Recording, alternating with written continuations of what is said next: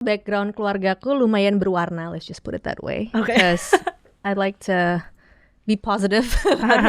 Aku sendiri byproduct of divorced parents. Terus ayahku meninggal pas aku awal SMP ya. Aku nggak pernah punya fantasi walking down the aisle with a beautiful bride gown tuh, aku nggak pernah punya fantasi kayak gitu kan. Bapak anak tuh seperti ini gitu kan, kayak dia pasti selalu kiss me good morning, kiss me good night. Udah cukup.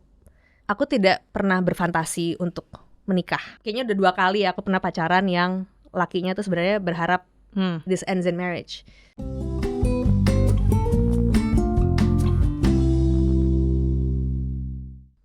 Halo semua, welcome to Life as Modern Woman, di mana kita membahas isu-isu dan tantangan menjadi wanita modern di zaman sekarang. Dan di episode kali ini kita akan membahas jangan puas dengan B aja, dari seseorang yang tahan banting, kuku pendirian dan berani mengambil keputusan mandiri tanpa memandang society, dari temanku Monita Murdani. Hai Monita. Hi, How are you? I'm great, thank you. Thank you udah di sini. Mungkin Monita bisa introduce yourself a little bit to our audience. Okay. Hi, my name is Monita. Aku umur 36 tahun. Sudah tidak muda, but I'm happy to be 36. Aku kerja selalu di bidang marketing. So dulunya I spent 14 years working in different corporate roles. Berawal dari kerja di FMCG. FMCG company itu selama 7 tahun. Terus pindah ke tech company, sempat keliling ke beberapa tech company for another 6 years. Sampai akhirnya di awal tahun lalu aku memutuskan untuk take a corporate career break. Dan semenjak itu sampai sekarang aku coba untuk menjadi independent marketing consultant. Aku baru mulai merintis marketing consultancy-ku sendiri, and I work a lot with, startups, baik tech ataupun non-tech di Indonesia, and help them upskill their marketing team. Kegiatanku sekarang selain consulting, aku suka banget masak. Wow. Jago atau enggak itu nggak tahu ya, tapi aku suka. Memasak by choice, bukan karena harus. There's a difference. Aku suka banget masak, aku suka traveling. Aku tuh tadinya sangat tidak into physical sport, tapi aku baru diracunin sama beberapa temanku, and recently I've been trying to live a healthier life.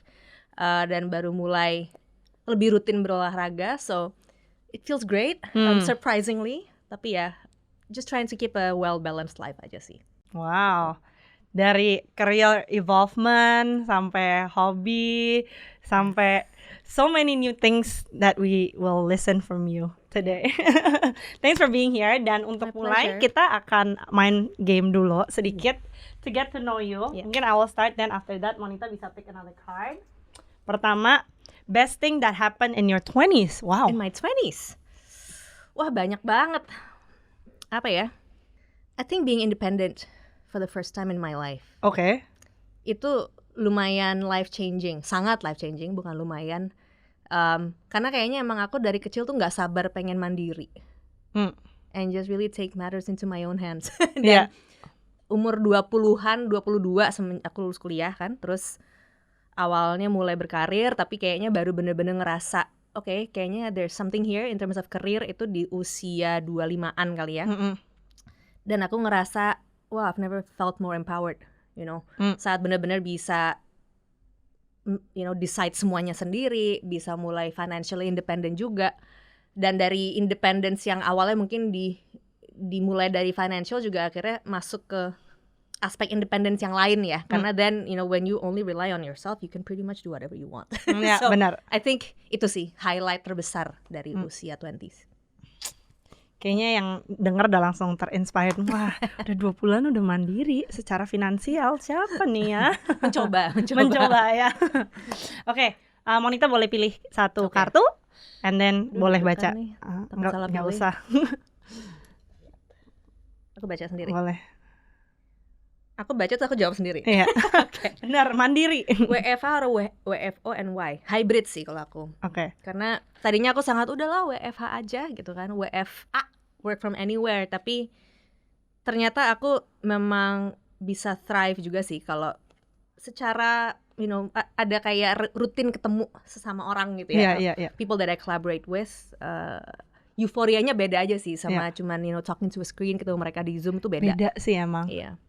Tapi juga ya sesuatu yang kita belajar di era pandemi kemarin ya, even though cara belajarnya nggak enak gitu, cuman I think we learn that sebenarnya kita tidak perlu harus bertatap muka setiap hari juga kan. So I think just keeping it balance antara WFO WFH Yeah. It works perfectly fine. Yeah, that's true. Okay, let me pick another card. Startup atau corporate dan kenapa? Buat apa dulu? Ya kan? Kalau misalnya mencari stability karena various reasons ya, definitely corporate lah. Tapi kalau misalnya kita mencari excitement, mencari pengen keluar dari comfort zone buat orang-orang yang mungkin terbiasa dengan rutin dan structure, ya definitely startup, because I felt like aku pernah di dua-duanya kan. Yeah. Dan menurutku kalau aku di awal tidak belajar dari corporate, mungkin aku juga tidak bisa seperti aku yang sekarang. Yeah. Karena I learn a lot in terms of the fundamentals, working with structure, being disciplined, being organized. Tapi at some point pas aku udah terjun ke startup tuh juga ternyata it allowed me to be very creative and lebih berani kali ya mencoba hal baru yang I would otherwise have not been able to do kalau aku di corporate. Oke. Boleh mau milih? Ini tadi udah, silakan. Oke. Current life motto. Wow. Aduh. Tadi kayaknya judulnya bisa tuh jadi life motto. Oh iya, oke, boleh di repeat. repeat. Karanganku. Karangan dia itu kita nyontek. Apa ya? Kalau misalnya harus kayak quote gitu, I don't really remember quotes by heart. Tapi secara konsep aja kali ya, emang I think not settling for less has always been my motto. Okay. Not just a current motto. Not settling for less bukan berarti kayak kita ngerasa we're too good for this and that. Cuman hanya kita yang tahu what we deserve and what's good for us gitu kan. Jadi kalau memang sesuatu itu rasanya kayak nggak srek atau not exactly what will work best for us, ya jangan dipaksa. Kayaknya dalam semua aspek kehidupan aku begitu sih menjalaninya. Wah, kayaknya udah cukup panas. Jadi kita mau ngobrol aja nih langsung. Mungkin sedikit kamu bisa cerita lagi secara snippet perjalanan karir, dan mungkin kamu juga sempat cerita sama aku, sempat step out of your comfort zone a few times gitu kan. Oke. Mungkin tadi kan aku sempat intro tentang industri-industri yang pernah aku cemplungi gitu ya. Di sini mungkin yang aku pengen sharing lebih ke prosesnya gitu kan, gimana sih journey karirnya sendiri gitu kan. Jadi dulu di awal banget aku kuliah tuh sebenarnya nggak tahu juga mau kerja apa. Aku tipe yang nggak punya satu bakat yang menonjol banget. Tapi kalau diusahakan tuh ya bisa-bisa aja ngerjain apa. Ya mesti usaha gitu kan. Jadi pas kuliah tuh belum firm, tapi karena I think opportunities atau momentum, I don't know ya, dipertemukan orang-orang yang tepat untuk membawa aku ke suatu industri, akhirnya terjunlah ke marketing. Gitu kan, berawal dari awalnya masuk advertising hanya karena dosen-dosenku dulu orang-orang advertising, praktisi, itu jadinya mereka kayak oke, lo coba deh magang di tempat kita, dan akhirnya mulai kerja di sana. Tapi di advertising pun sebagai strategic planner dulu awalnya. Tapi terus setelah mulai kerja terus ngelihat kayaknya industri marketing, maksudnya bidang marketing tuh bisa macem-macem banget, bisa luas banget gitu kan, beyond just advertising. Terus akhirnya aku iseng nyobain daftar management trainee program di suatu FMCG besar gitu ya. Tadinya kayak mikirnya kayaknya nggak mungkin gue diterima juga sih, maksudnya karena bidang kuliahnya juga nggak terlalu nyambung. Terus itu berkompetisi dengan 3.000 orang kalau nggak salah yang apply setiap tahun gitu kan. But then menurutku hal kayak gini tuh jodoh-jodohan juga ya gitu. Bukan hanya karena lo harus pinter banget, harus jago banget. Kadang-kadang adalah faktor lucknya juga gitu kan. I could be as smart as the other maybe 500 people yang ngelamar, tapi ya somehow mungkin itu rezekiku gitu kan. Akhirnya I got in dan masuk ke FMCG. Itu belajar banyak banget di sana. Makanya aku stay sampai hampir 7 tahun di company itu. Tapi terus ya namanya anak muda ya, kayak ngerasa okay, what's next? I feel like there's always something to learn. Bukannya aku ngerasa kayak udah nggak bisa belajar gitu, nggak juga. Cuman there was that itch of kayaknya aku pengen keluar dari comfort zone because this is becoming very very comfortable, right? Dan aku langsung bisa ngebayangin kayaknya 10 tahun lagi aku berkarir di sini tuh aku tahu exactly where I'll end up gitu kan, or who I'm gonna end up like as one of my bosses gitu kan. Terus coba untuk pengen coba something different. Akhirnya waktu itu mencari industri yang lagi growing tapi belum sepredictable kayak all these corporate FMCGs gitu kan. Dan waktu itu tech startups itu baru mulai booming. Belum menjamur kayak sekarang ya. Dan aku akhirnya aku coba riset sendiri, aku ngelihat salah satu company yang menarik juga nih gitu. Terus nggak ada lowongan, aku pede aja ngelamar. Nggak ada lowongan, terus bikin CV, bikin cover letter, dan di emailku tuh aku bilang kayak, emang mungkin nggak ada lowongan yang exactly cocok buat profilku gitu ya. Cuman I feel like I can help your company. Boleh nggak ngobrol gitu? Modal nekat aja. Terus akhirnya diundang untuk interview dan ngobrol, and somehow we hit it off. Dan akhirnya dikasih kesempatan lah, ya udah, try to define your own role lah, and you tell us what you can do for us gitu kan. Oke, akhirnya aku bikin this pitch presentation for them. This is what I can do gitu kan. Terus this is how I foresee your marketing department in the next few years gitu, dan mungkin aku bisa coba untuk help build that. And I got in somehow. Dan akhirnya di awal tahun lalu that itch came back, right? Karena udah 6 tahun total di tech. Terus kayak okay, what's next? Is it gonna be another tech or mau pivot and do something different gitu. Dan sebenarnya di awal tahun lalu tuh aku pengen break dulu. Emang dasarnya nggak bisa diem kali ya. Jadi kayak pengen juga tetap berkreasi, meskipun kreasinya bukan kreasi yang high pressure, wah harus making money gitu, nggak juga. Tapi I just wanted to always hone my creativity lah. Akhirnya coba beberapa passion projects, and somehow it landed me here, mencoba untuk doing my own marketing consultancy and leveraging my network of founders and people I met during my startup years, and here I am. Tuh. Wow. Tapi kalau tadi dengar ceritanya, ada beberapa momen ya yang kayaknya ngerasa kayak aduh pengen sesuatu yang baru. But is that your personality, memang kayak gitu? I think so. Dan apa ya, kadang kalau aku ngobrol sama orang yang nggak mengenal aku atau tidak berusaha mengenal aku, pasti akan ngomong, lu tuh orangnya bosenan ya. Kayak what's wrong with you? Kenapa lu bosenan banget gitu kan? I don't think there's anything wrong with me, that's just who I am. Dan maksudku bosenan itu menurutku it's a human nature, right? Cuman selama pada akhirnya kita merespon itch atau rasa bosan itu dengan doing something positive, I don't see what's wrong with it gitu. Cuman memang aku pada dasarnya tuh mulai tidak nyaman when things become too comfortable and predictable. Itu something that I learn about myself. Kayaknya tadi ceritanya Monita memang mendefinisikan jangan puas dengan B aja, ya kan? Kalau kerja udah mulai normal, kayaknya time to find something new nih. Mungkin sekarang Monita boleh nggak sharing tentang keluarga, upbringing Monita? Okay. Where do I start? Menurutku background keluargaku lumayan berwarna, let's just put it that way. Because I'd like to be positive. Cuman memang cukup challenging, let's just put it that way ya. Jadi masa kecilku tuh cukup turbulent. Family lifeku cukup turbulent di masa kecilku. Jadi aku sendiri byproduct of divorced parents. Terus ayahku meninggal pas aku awal SMP ya. Aku SMP. And dari kecil tuh sebenarnya meskipun kayak aku punya 3 kakak perempuan, jadi I had a big family sebenarnya. Cuman memang karena kondisi marriage dari orang tuaku and it affected family life gitu. Jadi dari kecil tuh aku memang terbiasa agak menyendiri ya. And I had a lot of time to reflect, to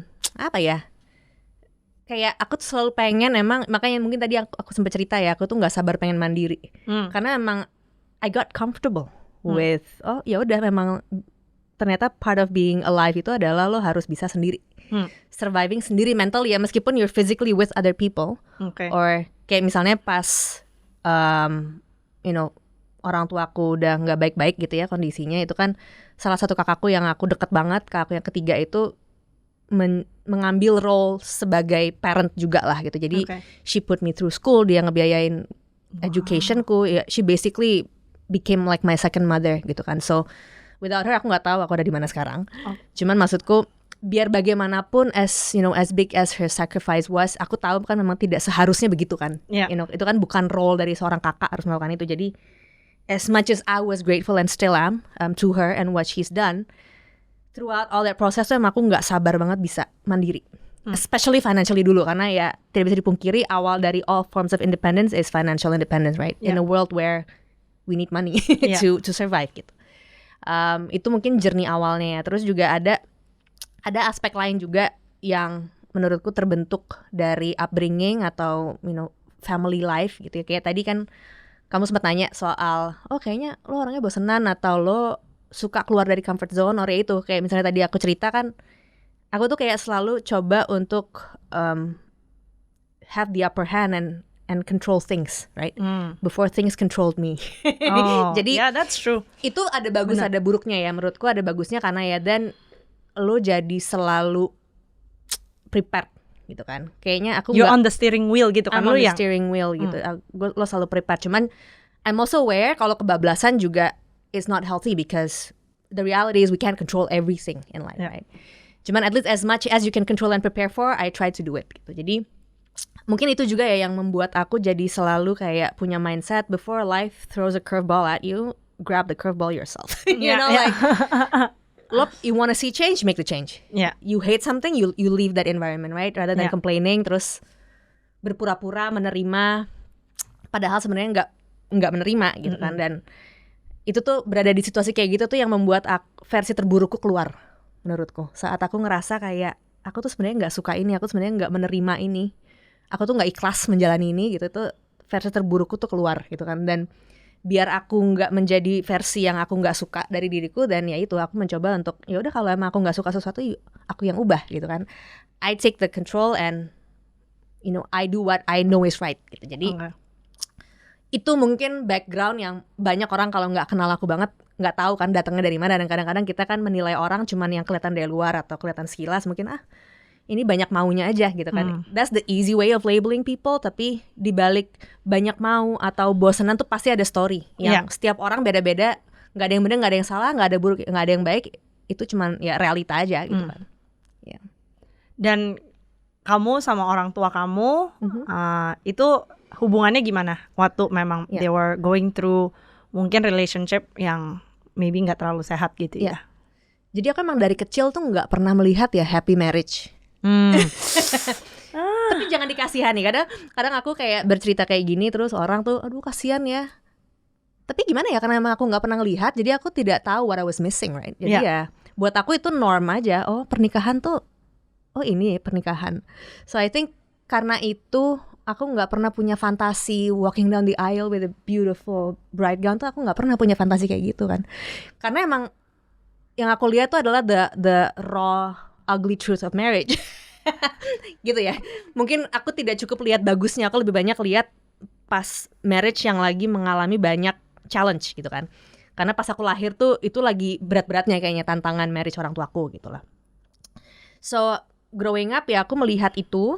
Tapi kalau misalnya ditanya hubunganku sama mereka sih hubungannya baik. Kayak aku tuh pas kecil ya sampai bapakku meninggal ya sampai sekarang lah, kayak aku mengidolakan bapakku banget. Maksudnya gimana pun juga anak cewek tuh pasti ngelihat bapaknya tuh kayak it's their first love, right?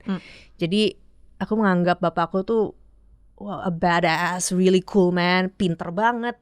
Ya dia juga pada zamannya dia bisa sukses, self-made gitu ya, dia punya bisnis sendiri, dia kayaknya punya got everything under control gitu kan. Bener-bener tipe cowok yang cowok banget gitu ya.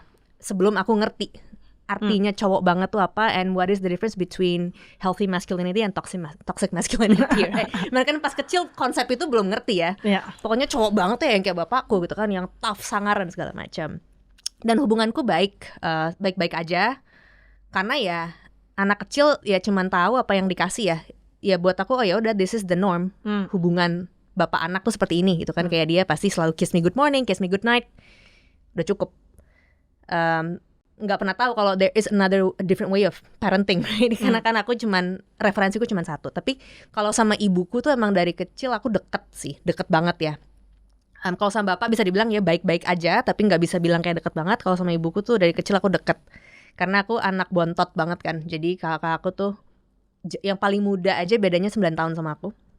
Jadi dari aku kecil tuh ibuku selalu minta ditemenin aku gitu kan kemana-mana, pasti aku yang dibawa-bawa.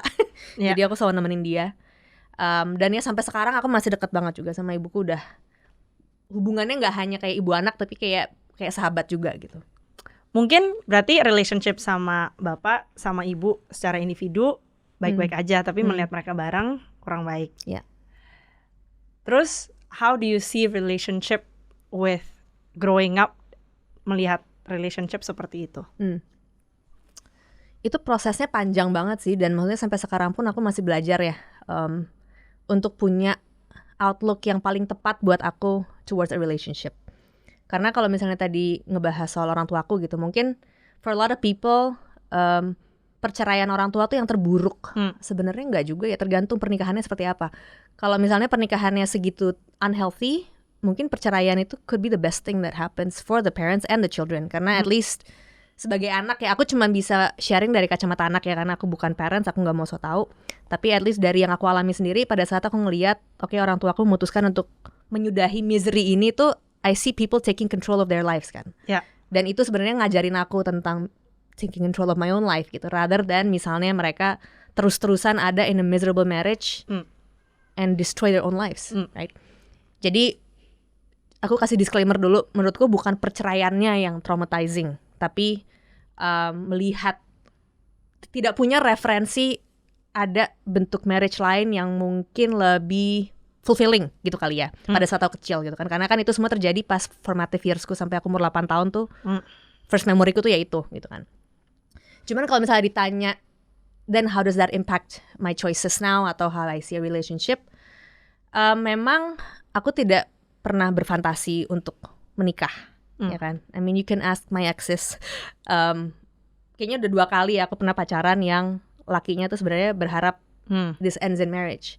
Tapi aku selalu bilang kayak I don't want to get married, or I'm not sure how I feel about marriage. So kalau emang lu okay to hang around and see if I change my mind, ya silahkan, tapi that needs to be your choice. Kayak gue gak bisa menjanjikan apa-apa, karena gue punya timeline gue sendiri untuk belajar. And kalau emang pada akhirnya gue pengen menikah, ya so be it. Tapi gue tidak mau berpura-pura kayak gue menginginkan sesuatu yang I don't genuinely want kan. Dan maksudnya kalau misalnya orang nanya, Mon lo kok gak nikah-nikah? I could have. Ada 2 opportunity gitu kan untuk menikah. Tapi emang pada saat itu mindsetku belum pengen menikah, dan aku belum melihat logic. What is a logical reason to get married given what I've witnessed gitu kan. Nah tapi kalau misalnya dilihat sekarang gitu ya, fast forward a few years later, terus kalau sekarang gimana nih, udah pengen nikah belum gitu? Tetap itu bukan suatu fantasi, tapi kayaknya sekarang aku udah lebih clear dari sisi I do want a partner. Cuman aku tidak ada timeline, dan aku tidak ada fantasi ya, maksudnya ya kayak wah pengen punya pasangan biar nanti bisa honeymoon, punya photoshoot dipasang di Instagram, and you know have that picture perfect family. It's great for you if you want that, tapi emang aku tuh nggak ada urge untuk punya itu gitu kan. What I do want is misalnya emang nanti aku ketemu orang yang tepat gitu ya, yang benar-benar bisa complementing me, bisa menjadi partner, ya we become life partners, right? Whatever the arrangement, aku belum tahu nanti pengennya gimana at whatever age gitu. Cuman fokusku adalah mencari orang yang tepatnya rather than ingin menikahnya gitu. Ya.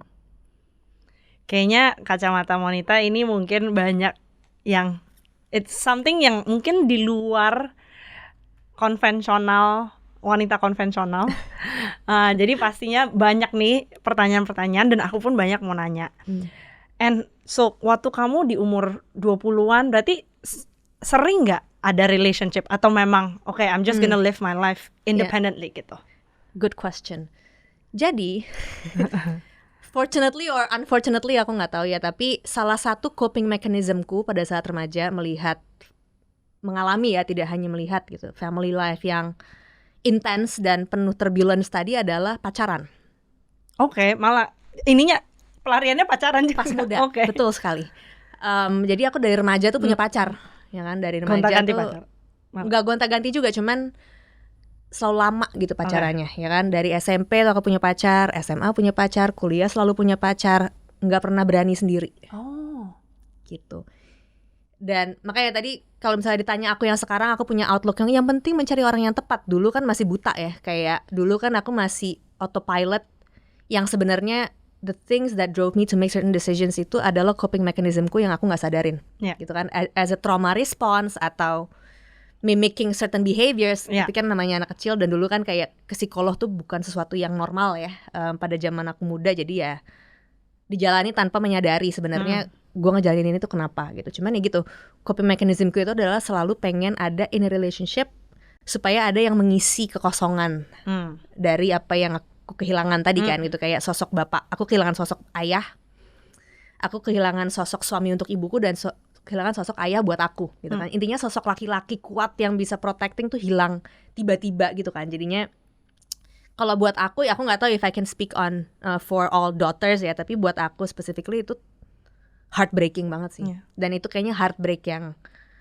it took some time untuk to accept, and kalau ditanya udah sembuh belum juga kayaknya nggak akan pernah sembuh total ya, cuman to be okay with it tuh itu kewala. Dan pas remaja tuh jatuhnya ya gitu, tanpa sadar pokoknya gue butuh dilindungi cowok gitu kan, in a relationship. Jadi pada saat teman-temanku dulu having fun seperti aku sekarang having fun tapi udah telat ini. Jadi ini puber telat nih. Jadi ditukar. Ya, Ya kan, pada saat teman-temanku dulu having fun sendirian aja, main-main tuh aku pacaran terus. Aku nggak mau Serius sendirian. banget? Serius banget. Dan pacaran yang tidak sehat ya buat anak seumur itu. Maksudnya I was so young, I was like what 17, 18 sampai umur 20-an tuh fokusku tuh pokoknya pacaran dan codependent ya. Terlalu serius, terlalu intens, terlalu invested gitu. Dan ya mungkin juga karena energiku begitu meng-attract cowok yang begitu juga. Jadinya semakin jadi lah hubungannya tuh selalu sangat-sangat serius. Too serious too early gitu kan. Dan itu menjadi pattern, repetisi terus sampai aku umur 32. Lama ya. Lama sadarnya. Dari umur 17 ke 32 lumayan. Sebenarnya earlier than 17, even aku dari 15 kayaknya deh. Dari 15 sampai umur 32 tuh selalu in and out of different relationships, tapi patternnya tuh sama semua.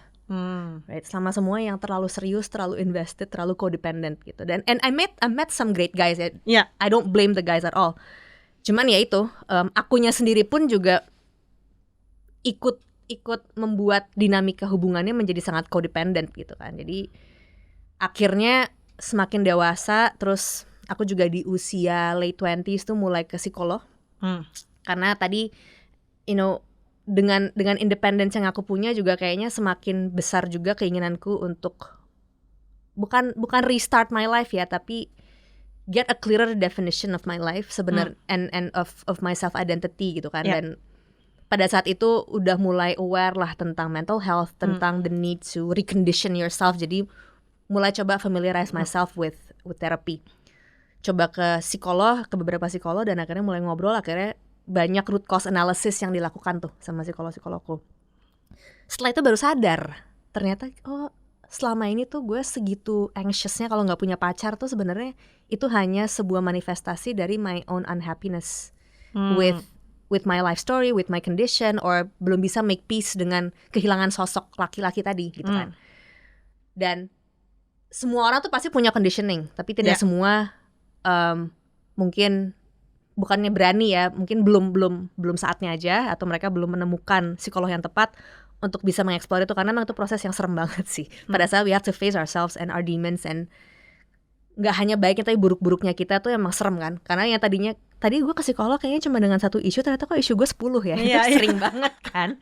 Dan ternyata gue lebih problematik dibanding yang gue kira gitu, semakin gue mengenal diri gue sendiri gitu. Tapi at least even though the process was painful, pada akhirnya ya dari berbagai macam sesi psikolog itu aku sadar kalau kayaknya gue harus mengubah intent gue.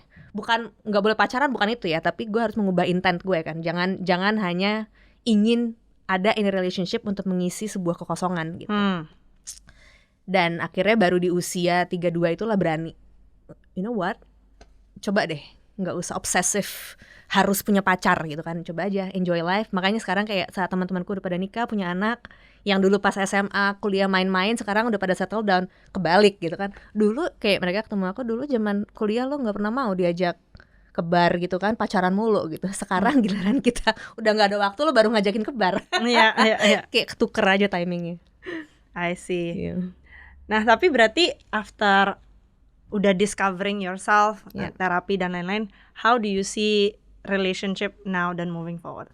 Moving forward, enggak, maksudnya ya I have my outlook now, cuman apakah itu akan constant sampai in the years to come kita nggak tahu.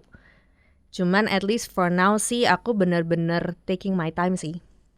Kayak I'm always proactively meeting people, I go on dates. I think it's a fun part of life, so why not? Cuman memang aku tidak membawa pressure untuk gue harus ketemu the one, karena bener-bener gak bisa dikontrol sih. Dan aku gak mau banget terjebak dalam apa ya, kayak self-imposed belief or construct dimana udah deh yang ada saat ini aja deh, yang penting gue punya, yang penting gue bisa nikah, even bukan nikah ya, yang penting gue bisa settle down gitu. aku takut banget because I've seen how certain things, certain decisions panned out kan, dan aku menjadi ya bukannya ke victimizing myself, tapi kan collateral damage-nya tuh bisa banyak gitu kalau misalnya kita memaksakan sesuatu yang sebenarnya tidak genuinely good for us gitu. Jadi ya udah, supaya tidak membuat kesalahan itu, aku benar-benar take my time, think objectively and enjoy the process aja sampai misalnya one day aku ketemu orang yang tepat ya syukur. Kalau enggak ya nanti kita bikin life plan lain. Menurut kamu, are you a collateral damage of not a very good role model in relationship? Collateral damage as in aku adalah byproduct yang terimplikasi dari kondisi itu, iya. Cuman apakah terus aku menjadi damage person? I believe I'm not. Karena ya tergantung definisi damage ya. Kalau misalnya kita ngelihat Monita kan nggak normal ya karena upbringingnya nggak normal, pilihan hidupnya nggak normal. What is normal anyway? Like, and justru kadang aku berempati sama orang-orang yang berpikir normal itu adalah yang terbaik, because if you're just trying to conform to certain society constructs, are you really happy? Kadang-kadang aku jadi iba gitu kan kalau misalnya mereka berpikir dengan background orang yang lebih challenging and therefore membuat mereka menjadi orang yang punya pilihan hidup yang beda, itu terus mereka harus dikasihani. Itu aku lebih bertanya-tanya orang yang beropini kayak gitu tuh hidupnya gimana ya gitu. Karena honestly kayak aku punya banyak teman dari luar kelihatan picture perfect, saat kita udah kenal tuh nggak ada lagi orang yang benar-benar normal, right? Even yang kelihatannya orang tuanya baik-baik aja, kita nggak pernah tahu. Kita nggak ada di keluarga itu, frame of reference kita beda, dan kadang emang karakter orang pun beda-beda gitu kan. Misalnya 2 orang yang beda under the same parents itu hasilnya bisa beda gitu kan. Jadi aku sih nggak pernah melabel-label ya collateral damage atau gimana. Cuman memang mungkin proses growing upku could have been smoother, let's just put it that way, right? Kalau misalnya tidak ada kejadian-kejadian tadi, dan mungkin itu kali ya yang lebih aku hindari. Jadi bukannya aku takut nanti ngedamage orang, hasilnya di damage, tapi jangan sampai kita causing proses yang lebih painful daripada yang seharusnya gitu kan. For misalnya kita punya anak, for the children to become who they eventually end up as. Gitu sih. Kamu kan punya 3 kakak lainnya. Apakah semua cara pikirnya lumayan mirip dengan, maksudnya you guys came from one roof gitu kan? Ada benang merah, tapi mungkin manifestasinya nggak semua persis sama gitu ya. Dari kita semua jelas ada that sense of wanting to control, itu muncul semua. Wanita-wanita, ya itu control freak a bit. Ya, jangan macam-macam itu ada semua di kita berempat gitu kan. Tapi mungkin juga sebenarnya part itu bukan necessarily hanya byproduct of divorced parents atau unhappy marriage ya, tapi karena emang karakter bapakku tuh gitu. Jadi ayahku tuh dulu laki-laki yang sangat dominan, anaknya perempuan semua. Jadi dia tuh pengen anak-anaknya tuh tough dalam definisinya dia gitu kan. Jadi dari kita kecil tuh selalu diajarin untuk protect yourself, stand up for yourself. Nggak usah nunggu orang lindungin lu harus bisa jaga diri sendiri gitu kan. Jadi mungkin part itunya sih yang kebawa sama kita semua ya. Tapi kalau dari aspek and then the marriage failed and you know certain problems happened, mungkin kita semua jadi punya trust issues. Itu benar, memang kita berempat semua ada trust issues. Tapi kakak-kakakku tuh kebetulan semuanya pengen menikah sih. Terus kalau misalnya I'm sure dengan kamu you're part of society, terus society kan ngelihatnya kesian ya, karena orang tuanya wanita jadi cewek mandiri banget, kemandirian deh kayaknya, or whatever, right? What would you say to those people? Menurutku sih nggak perlu kasihan, karena kan there's a difference between empathizing and feeling pity for someone ya. Kalau misalnya berempati boleh, harusnya emang kita berempati buat semua orang di sekitar kita kan, kayak berempati sama orang yang punya rough childhood atau punya abnormal upbringing gitu ya. Untuk bisa lebih memahami how they turned out, untuk tidak ngejudge, untuk tidak labeling, itu bagus, I support that. And by all means, if you want to empathize with me, great, and maybe that can also help you empathize with other people. Tapi kalau mengasihani itu kan berarti kita merasa hidup kita lebih baik, lebih di atas gitu kita ya kesannya. lebih baik, kita ada superiority complex dibandingin orang lain. Kayaknya sih nggak perlu ya, karena I think I'm fine. I'm happy, I'm thriving. Jadi what would you say to those people? Gak perlu dikasihani. Mending kalau emang kamu ngerasa kasihan, coba berkaca dulu. Apakah ada kadang-kadang soalnya gini ya, kadang kita mengasihani orang lain tuh kita mengasihani wounds yang kita punya sendiri dan belum sembuh yang mirip sama orang itu. That's what I notice. Kayak kadang kita ngelihat orang yang suffering di suatu hal, terus ada rasa self righteous kayak tuh kan untung dulu gue nggak gitu, gue bakal end up kayak dia. You know, itu kan sebenarnya kita pun bisa relate sama problem itu kan. Dan mungkin kita belum benar-benar sembuh dan menerima sehingga we kind of feel a bit excited when other people also experience it. Jadi self reflection untuk bisa menemukan sebenarnya are you truly happy? I think that's more important gitu daripada kita melihat orang lain, membandingkan, mengasihani atau iri gitu ya. Dan at the end of the day ya tadi sih menurutku rather than mengasihani mendingan kita belajar untuk berempati aja. Itu sih. Ya. Mungkin ada nggak advice untuk teman-teman di luar sana yang mungkin very insecure untuk tuntutan society to be in a relationship, especially if mereka ada some childhood trauma. Mungkin sebelumnya kasih konteks dulu kali ya. Tidak semua orang juga seberuntung aku dari aspek gini. Kayak ibuku sekarang tuh sangat mendukung aku untuk udah pursue my independence, just be the person I want to be. Karena dia pun kan pernah mengalami itu. Dan pada akhirnya dia apa ya? She's one of my biggest supporters. Kayak dia benar-benar udah kamu gak usah buru-buru nikah. Maksudnya yang kamu cari apa dulu gitu kan. Kalau emang kamu pengen nikah punya anak, fine, aku akan support. Tapi ibuku kan tahu yang aku pengen apa gitu kan. Jadi dia juga tidak pernah nge-pressure aku, ayo dong ibu pengen cucu gitu. Gak pernah kayak gitu juga gitu. Karena ya dia menerima aku gitu kan. Dan dia tidak memberikan pressure-pressure yang tidak perlu. Tapi kan aku juga aware kita kan hidup di society, especially di adat culture ketimuran gitu ya, dimana memang masih banyak lah yang mendapatkan pressure itu dari orang tua. Jadi aku juga tahu buat orang-orang kayak gitu tidak semudah itu. As much as mungkin anak-anaknya ini progresif dan mindsetnya sama kayak aku juga ngerti apa ya, that conflicting feeling of gue pengen embrace who I am tapi juga nggak mau ngecewain orang tua. Aku ngerti lah karena kan aku juga orang Indonesia gitu ya.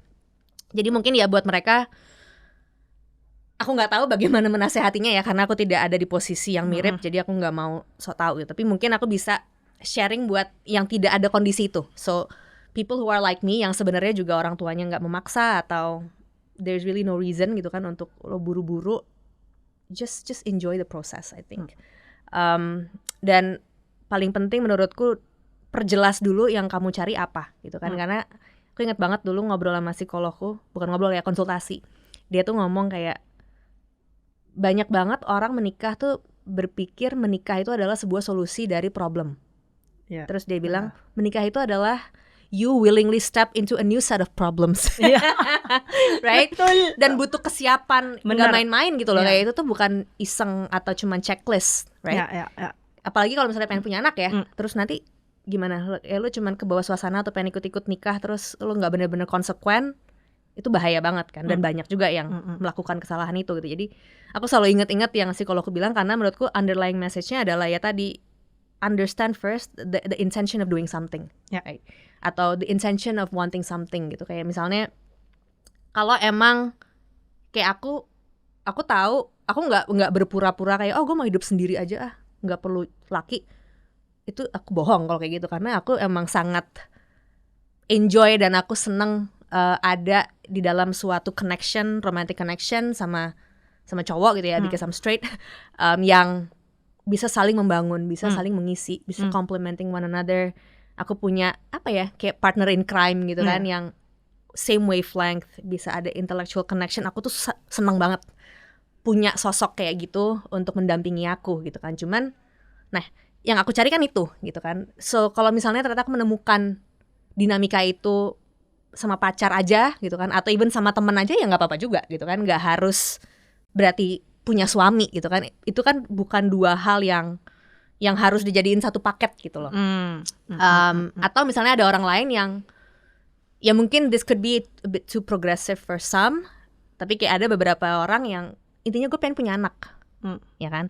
Kalau emang ternyata surroundings dia atau keluarganya dia liberal and progressive enough, ada banyak cara kok gitu kan untuk punya anak dan bisa menjadi a great parent tanpa harus menikah gitu kan. So you know it really boils down to intentionnya apa dulu sih. Monita, thanks so much for sharing your story. Sangat real, sangat raw. Dan kita udah di akhir pembicaraan kita. Mungkin kamu bisa share nggak podcast kita title Living Life as Modern Women. Itu artinya apa untuk seorang Monita? Okay. Living life as a modern woman. Modern dalam konteks era sekarang sih, I think it's about owning your choice, owning your story, owning who you are.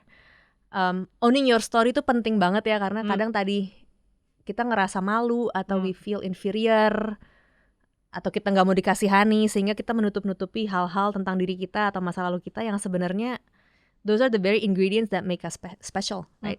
Dan kalau kita nggak bangga sama apa yang sudah membentuk kita and who we are, dan gimana orang lain bisa melihat kita for who we truly are, right? So I think number one, being a modern woman is about that. It's about embracing who you are, embracing your story.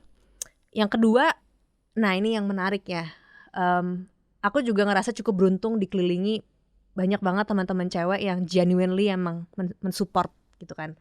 Kayak we build each other, kita tuh curhat tuh bisa se-raw dan se-open itu karena nggak ada judgment, nggak ada iri, nggak ada, you know, kayak bener-bener real gitu, bener-bener kayak tulus aja semuanya. Tapi aku juga melihat gitu ya, tidak semua pertemanan antar perempuan tuh seperti itu.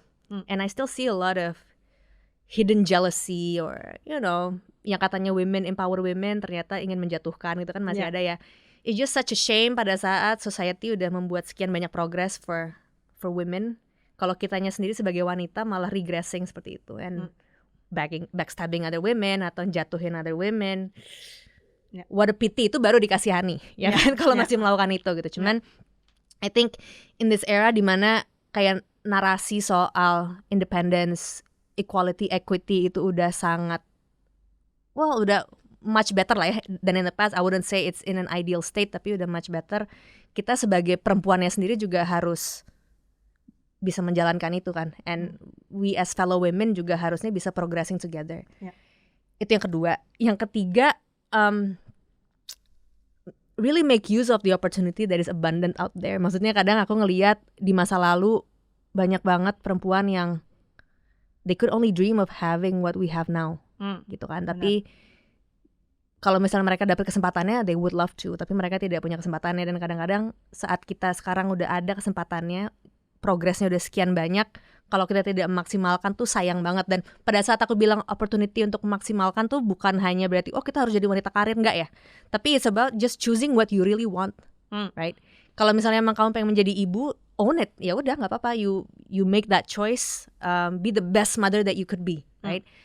Tapi kalau misalnya emang kita pengen, misalnya kayak aku gitu kan, I don't see the big deal of you know being married and being a mother, then also just it's okay gitu kan, ambil aja kesempatan yang ada untuk memperkaya kepintaran kita, you know, untuk mengasah bakat kita, and join all these platforms yang bisa membantu kita to make an impact gitu. Zaman dulu, waduh susah banget kayaknya kan untuk bisa dapat kesempatan kayak gitu.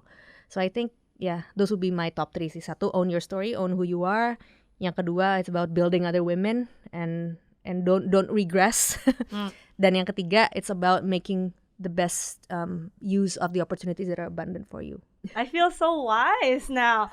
Tapi bener banget sih. I think kita sebagai women, and kenapa juga ada podcast ini, kita bisa benar-benar mendengar cerita perempuan satu sama lain with no judgment, with no filter juga, a bit raw and personal ya sometimes. Tapi thank you so much Monita buat sharing your story. Pleasure. Dan hari ini puas banget deh untuk dengar title kita Never Settle for Meh atau Jangan Puas dengan B aja, ya kan? Dari seseorang yang benar-benar tahan banting, pemberani luar biasa dan mandiri banget. Jadi thank you so much Monita for joining me today. My pleasure. Thank you for having me. Thank you, and thank you teman-teman udah nonton, dan thank you so much and see you on the next episode.